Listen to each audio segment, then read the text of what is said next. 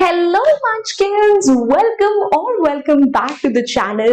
My name is Ocean and I am an English educator on the platform of Unacademy. और guys मैं आज आपके लिए बहुत important session लेकर आई हूँ. बहुत बार ना बच्चों के हमारे पास सिर्फ एक complaint होती है कि मैम आता तो हमें सब कुछ है बट पेपर जो है वो टाइम पे कभी हो ही नहीं पाता है, समझ नहीं आता कौन सा सेक्शन पहले स्टार्ट करे, किस क्वेश्चन को कितना टाइम दे, right? Because English papers are often very lengthy and students struggle to complete it within time. So if that is your issue as well, I think this is the perfect video for you. मैं आपको board exam से पहले आज एक ऐसी strategy बताने वाली हूँ to attempt your question paper जिससे आपका पेपर टाइम के अंदर अंदर होगा, आप प्रॉपरली हर क्वेश्चन को टाइम दे पाओगे. मैं आपको बताऊंगी किस सेक्शन को कितना टाइम देना है, किन क्वेश्चंस पे किस चीज पर फोकस करना है एंड रीडिंग टाइम में क्या क्या करना चाहिए. सो प्लीज इस वीडियो को एंड तक बहुत ध्यान से देखिएगा, ये आपकी बहुत ज्यादा हेल्प करने वाली है. Now before I begin with anything else, ठीक है, आई होप आप सबने वीडियो को लाइक और चैनल को सब्सक्राइब जरूर कर दिया है बिकॉज ऐसी मजेदार वीडियोस आपको सिर्फ इसी चैनल पर मिलने वाली है. नाउ बेटा एक और इम्पोर्टेंट बात, क्यों तो मेरी बेइज्जती कराते हो हर बार, चल जाया करो. यस देखो, अगर तुम लोगों ने अभी भी ओशन मैम को अनअकैडमी पर फॉलो करना स्टार्ट नहीं करा है तो प्लीज फटाफट जाइए फॉलो करना स्टार्ट करिए so that you can be a part of more such amazing sessions that we conduct for you. और एप्लीकेशन भी तो फ्री ऑफ कॉस्ट होता है, वहां पर तो आप पीडीएफ भी डाउनलोड कर सकते हो. उसके अलावा गाइज देखो, क्लास 12 खत्म, अब उसके आगे की तैयारी भी जरूरी है, राइट? तो हम लोगों ने आपके लिए CUET के बैचेस सब कुछ लॉन्च कर दिया है, अभी तो बल्कि 60% ऑफ चल रहा है. तो कुछ नहीं करना है, OP05 कोड लगाना है और 60% ऑफ में अपना ठीक है सब्सक्रिप्शन ले लेना है. जल्दी कर लो. अब without wasting any further time let's get started with the video. अब देखो, बहुत सारे बच्चों को लगता है कि उनके पास इंग्लिश का पेपर करने के लिए 3 घंटे का टाइम होता है. बेटा नहीं, you have 3 hours of the writing time and 15 minutes of reading time as well. मतलब 3 hours and 15 minutes. But problem ये होती है कि कई सारे बच्चों को ये ही नहीं पता कि ये जो 15 मिनट का रीडिंग टाइम है इसे किस तरीके से यूटिलाइज करें कि इससे हम मैक्सिमम बेनिफिट उठा सकें, राइट? तो वही कुछ पॉइंटर्स मैं आपको सबसे पहले रीडिंग टाइम से रिलेटेड बता देती हूँ that how do you have to make sure कि अपनी रीडिंग टाइम को फुल्ली यूटिलाइज कर लो. तो देखो, सबसे पहली चीज, बहुत सारे बच्चे रीडिंग टाइम को वेस्ट कर देते हैं अपना अनसीन पैसेज पढ़ने में. ये नहीं करना है. मोस्टली बच्चे अनसीन पैसेजेस को लास्ट में अटेम्प्ट करते हैं और तब तक आप सब कुछ भूल चुके होते हैं. So I would rather advise you कि भाई आप क्वेश्चंस ध्यान से पढ़ो, ठीक है, अनसीन पैसेजेस के अदर क्वेश्चंस भी, ठीक है, ताकि आप जब फाइनली उसे अटेम्प्ट करने बैठो तब आप अनसीन पैसेज को जब पढ़ रहे हो यू वुड नो कि अच्छा हमें किस क्वेश्चन के लिए अप्रोच करना है. जहां जहां आंसर मिलता जाएगा उसे आप मार्क कर लोगे तो आपका टाइम काफी ज्यादा सेव अप हो जाएगा. Next is make sure that your internal choices is clear. देखो कि आप कौन सा लेटर, कौन सा आर्टिकल, कौन सा इन्विटेशन, ये सब अटेम्प्ट करना चाहते हो, कौन से क्वेश्चंस करना चाहते हो. बहुत सारे बच्चों का कितना ज्यादा टाइम जो है इसी में वेस्ट हो जाता है कि वो सोचते हैं अक्कड़ बक्कड़ में वो कौन सा वाला ऑप्शन करें. सो मेक श्योर कि रीडिंग टाइम में your internal choices are also clear. Then उन क्वेश्चंस को नोट कर लो जो कि डिफिकल्ट और इजी है. ऐसा क्यों बोल रही हूँ? Because I always ask my students to start with the easy questions. बहुत सारे बच्चों को लगता है that we should start with the difficult ones ताकि इजी वाले तो आते ही हमें बाद में कर लेंगे. Now what happens is difficult questions require more concentration and कई बार सॉल्व हो जाते हैं, कई बार नहीं होते, उसमें टाइम भी ज्यादा लगता है. बट जब आप डिफिकल्ट क्वेश्चंस में ज्यादा टाइम इन्वेस्ट करते हो ना तो आपके पास इजी क्वेश्चन जो सेक्शन आपको ऑलरेडी आता है उसके लिए कम टाइम बचता है जिसको आप हड़बड़ी में करते हो, यानी chances of mistakes are more. Second of all, अगर आपके डिफिकल्ट क्वेश्चंस जो है वो आपसे सॉल्व नहीं हुए सो आपका मोरल एकदम से खत्म हो जाता है बिकॉज आपको लगता है जब आपको ये ही नहीं आया तो आप आगे क्या करोगे.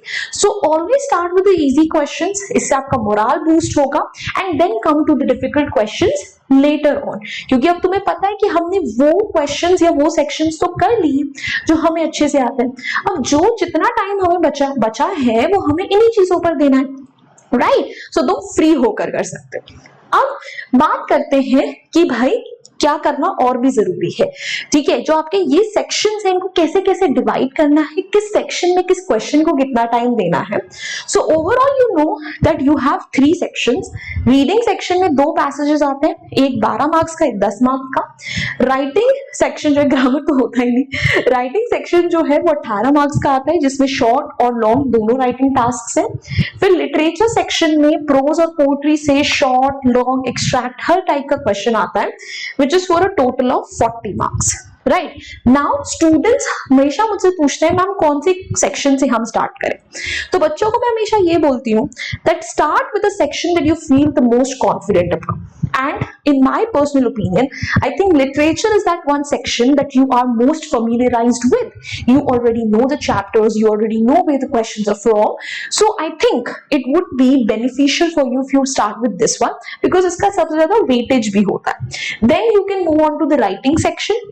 ठीक है, एंड सबसे थिंकिंग टाइम लगता है रीडिंग सेक्शन में। इसे मैं बच्चों को बोलती हूँ कि एंड में अटेम्प्ट करो, अदरवाइज अगर आप कोई और पैटर्न फॉलो कर रहे हैं that works for you, kudos to you. But अब जो मैं टाइम डिवीजन आपको बताने वाली हूँ ना, अब इसे फॉलो वही करना है। ठीक है, उसके बेसिस पर अगर टाइम है तो एक सैंपल पेपर अटेम्प्ट कर लो, ठीक है, ताकि तुम्हें एग्जाम में ज्यादा डिफिकल्टी ना हो। अब डिवीजन ऑफ टाइम कैसे कैसे करना है ध्यान से सुनो और मेरे हिसाब से तो नोट भी कर लो। सबसे पहले बात अगर करें रीडिंग सेक्शन की, मैंने बार-बार पता नहीं ग्रामर क्यों लिखा हुआ है, सॉरी। रीडिंग सेक्शन जो है उसको हमें देने हैं 50 मिनट्स। किस तरीके से देने हैं, ठीक है, आपके दोनों अनसीन पैसेजेस को आपको 20 मिनट्स देने हैं। 10 minutes of reading time, 10 minutes of attempting the questions. You will still be left with 10 extra minutes which you can give to those questions जिसमें आपको ज्यादा डिफिकल्टी हो रही है। तो अगर मोटा मोटा देखा जाए तो 25-25 मिनट देने हैं जिसमें आप अच्छे से रीड करिए, अंडरस्टैंड करिए, हर क्वेश्चन को अटेम्प्ट करिए। राइटिंग सेक्शन में टोटल आपको देने हैं बेसिकली 30 मिनट्स, ठीक है, और लिटरेचर सेक्शन में आपको देने हैं 85 मिनट्स। और ये सब करने के बाद भी लास्ट में आपके पास देखना 15 मिनट रहेंगे। अब मैंने हर एक सेक्शन के लिए टिप्स दिए हैं, तो अब ये जो 20 मिनट्स मैंने पर पैसेज बोला है इसे कैसे करना है। First of all you are going to, ठीक है, रीड द क्वेश्चंस। सबसे पहले क्वेश्चंस को रीड करो। मैं तो ये बोलूंगी पैसेज को भी बाद में पढ़ना, पहले तुम क्वेश्चंस को रीड कर लो, क्योंकि इससे क्या होगा तुम्हें बार बार पैसेज को रीड नहीं करना पड़ेगा। वरना पैसेज पढ़ोगे फिर क्वेश्चन पे जाओगे फिर पैसेज पढ़ोगे। पहले क्वेश्चंस पढ़ो, then you go through the passage. ठीक है, यू ऑलरेडी नो कि आप किन क्वेश्चंस के लिए अब आंसर्स ढूंढ रहे हो, जैसे जैसे मिलते जाओ उन्हें मार्क करते जाओ।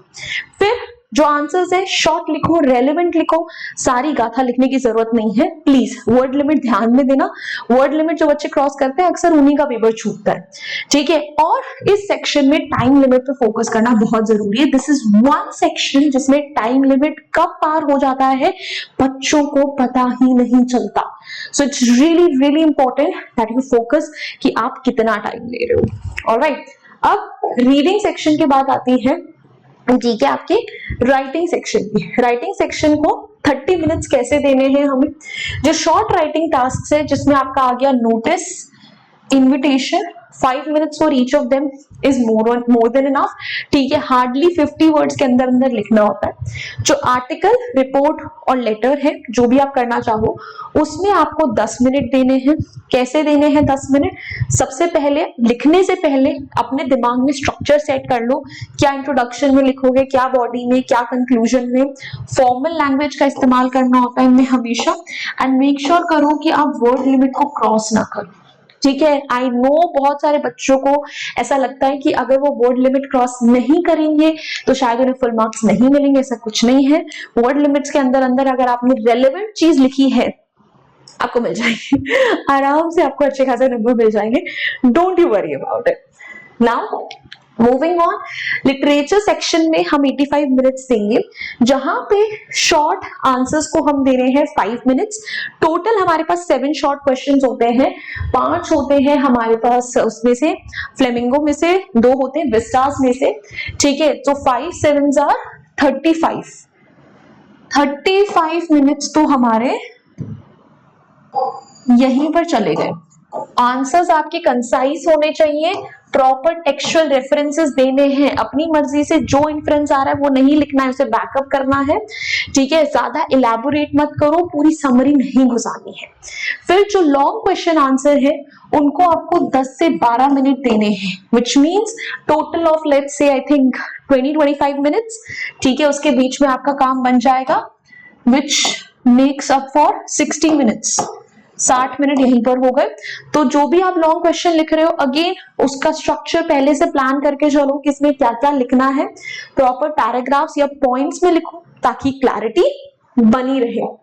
फिर जो एक्सट्रैक्ट बेस्ड क्वेश्चंस हैं, आपको 3 एक्सट्रैक्ट बेस्ड क्वेश्चंस करने होते हैं। इसको आप 7 मिनट्स ऑन एन एवरेज, तो 7 3s are 21, 60 वहां हो गए थे, ठीक है। यहाँ पे 25 और हो जाएंगे, आपके एक्सट्रैक्ट बेस्ड क्वेश्चन खत्म।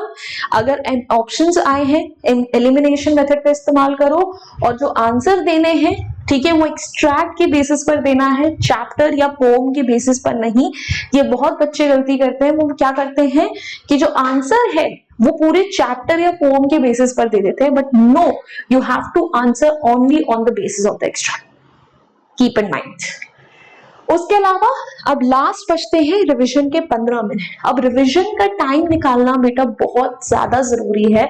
बहुत सारे बच्चे ये गलती करते हैं कि पेपर को करते हुए इतना कॉन्फिडेंट होते हैं कि उन्हें लगता है कि उन्हें तो रिवीजन की जरूरत है ही नहीं, ठीक है। बट प्लीज, बहुत छोटी छोटी गलतियां आप करते हो, आप सब कुछ करने के बाद भी देखना आपके रिवीजन के 15 मिनट्स बचेंगे। मैं यहाँ पे कैलकुलेशन करके बता भी देती हूँ। 50 minutes for reading time, 30 minutes for your क्या बोलते हैं writing section, and 85 minutes for your literature section, which comes down to 165। आपके पास टोटल 180 होते हैं मिनट्स, 180 माइनस 165 करोगे 15 minutes, you will still be left with 15 minutes, which is more than enough for your revision. Make sure करो कि आपने सारे questions को answer करा है, नहीं करा है, कहीं कोई ग्रामेटिकल स्पेलिंग मिस्टेक्स, कोई पॉइंट्स तो नहीं मिस कर दिए, कीवर्ड्स को अंडरलाइन कर लो, ठीक है। उन सेक्शंस को अच्छे से रिवाइज करना जिसमें गलतियां ज्यादा होती हैं, जैसे राइटिंग सेक्शन हो गए या लॉन्ग आंसर्स हो गए, वहां पर बहुत सारी गलतियां करते हैं बच्चे। और कुछ स्पीड के लिए टिप्स याद रखो, प्लीज ध्यान रखो कि आपको राइटिंग को सिर्फ नीट और लेजिबल रखना है, ठीक है। बहुत ज्यादा टाइम जो है अपना काटा पीटी में नहीं लगाना है, ठीक है। आपकी राइटिंग को बहुत ज्यादा सुंदर बनाने की भी कोई जरूरत नहीं है। For as long as the teacher can read what you have written, you are good to go. Then किसी एक क्वेश्चन पर बहुत ज्यादा समय तक नहीं स्टिक रहना है। अगर वो क्वेश्चन नहीं आ रहा है 5 minute 10 minute, then move on, उसको एंड में करना।